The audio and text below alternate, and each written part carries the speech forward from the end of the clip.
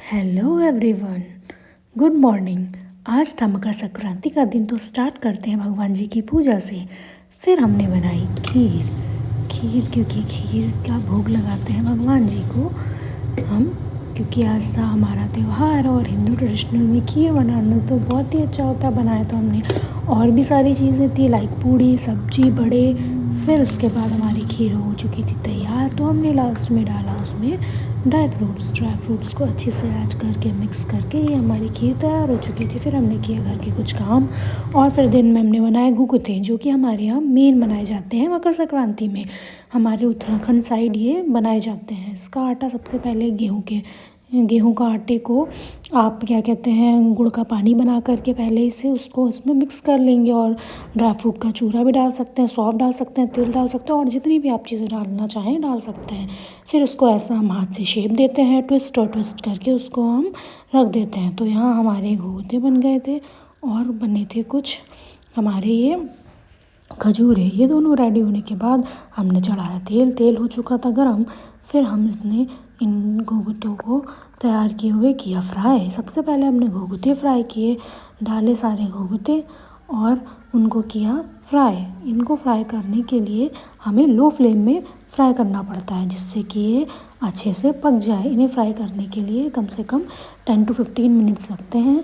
फिर हमने इसको अच्छे से सबको डाला और तला कि इतना तलने दिया लो फ्लेम में कि वो जो इसका मतलब कलर है वो चेंज हो जाए, वो हो जाए आपका गोल्डन ब्राउन। तो देखिए धीरे धीरे कलर होने लगा था चेंज। फिर हमने इसको अच्छे से और भूना और इसको इतना फ्राई किया कि इसका कलर हो गया गोल्डन ब्राउन। तो ये हमारे घुघुते हो चुके थे तैयार। सबसे पहले हमने निकाले कौवे के लिए, क्योंकि मकर संक्रांति के नेक्स्ट डे हमारे यहाँ सबसे पहले सुबह उठ के जल्दी 5 बजे के आसपास कौवे को भोग लगाया जाता है।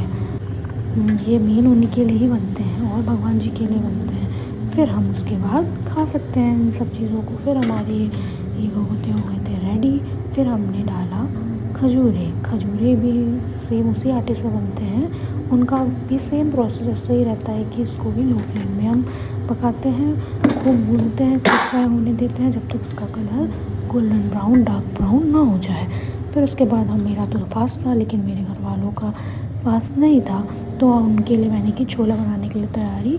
उसमें डाला ज़ीरा, अदरक, लहसुन, मिर्च सब डाल के किया गया। इधर मेरे खजूरें भी बन चुके थे। फिर मैंने इसको निकाला एक कंटेनर में। फिर ये हमारे सब बन के रेडी हो चुके थे। फिर उधर मैंने बना लिया था पेस्ट, हल्दी, जीरा, नमक, मसाले डाल के, बेसिक मसाला डाल के हमने इसका पेस्ट बना लिया था। उधर कर लिया था ग्राइंड, और इन दोनों पेस्ट को हमने मिक्स कर दिया था ताकि अच्छे से ऑयल एब्जॉर्ब हो जाए। एक साथ हो रहे थे दो काम, क्योंकि था त्यौहार और बनाना करनी थी शाम की तैयारी खाने की। तो मैंने सोचा क्यों ना दोनों एक साथ कर लिया जाए। फिर मैंने एक पानी में थोड़ा सा पत्ती का पानी लगाया ताकि हमको बनाने थे पनीर छोले। तो हमने इसको पानी को अच्छे से बना लिया। इधर मेरे आलू बॉयल हो रहे थे क्योंकि मेरा था आज माघ का मंगल का फास्ट। फिर यहाँ पे मैंने डाला ऑयल को गर्म होने दिया और यहाँ पानी खौल चुका था। फिर उसके बाद हमने इसमें तेज पत्ते डाले और डाला कुछ बेसिक मसाले, जीरा, धनिया। फिर उसके बाद हमने जो मसाला पेस्ट बना रखा था उसको किया मिक्स और अच्छे से किया फ्राई। कलर चेंज हो गया जब, इतना फ्राई किया है कि तेल छोड़ने लग गया। फिर कलर जब चेंज हो गया तो उसमें हमने थोड़े से बॉईल किए हुए छोले मैश कर दिए और बाकी के छोले में डाल दिया पत्ती का पानी, ताकि वो पिंडी छोले की तरह दिखे। ब्राउन ब्राउन कलर के छोले बहुत ही देखने में अच्छे लगते हैं। फिर उसके बाद हमने उसको अच्छे से पका के बंद कर लिया। फिर हमने इसमें लगाई 2 सीटी खाली, क्योंकि हमारे छोले पहले ही बॉईल थे। फिर उसके बाद मेरे हस्बैंड का कॉल आया, मैं गई प्रसाद का लड्डू लेने, जो कि प्रसाद का लड्डू लेके आ चुके थे। फिर मैंने उसमें डाले कुछ फूल और घर आके देखा तो मेरे छोले तैयार थे। उसमें धनिया डाल के मैंने बंद कर दिया। फिर उसके बाद मैंने भगवान जी के मंदिर की तैयारी की और पूजा की, और फिर मैंने की भगवान जी की पूजा, हनुमान जी की पूजा। फिर मैंने उनको लगाया खीर का भोग। क्योंकि हनुमान जी के व्रत में मीठा खाया जाता है और मीठे का ही भोग लगाया जाता है। फ्रेंड्स व्लॉग अच्छा लगा हो तो लाइक शेयर सब्सक्राइब करना। Bye bye.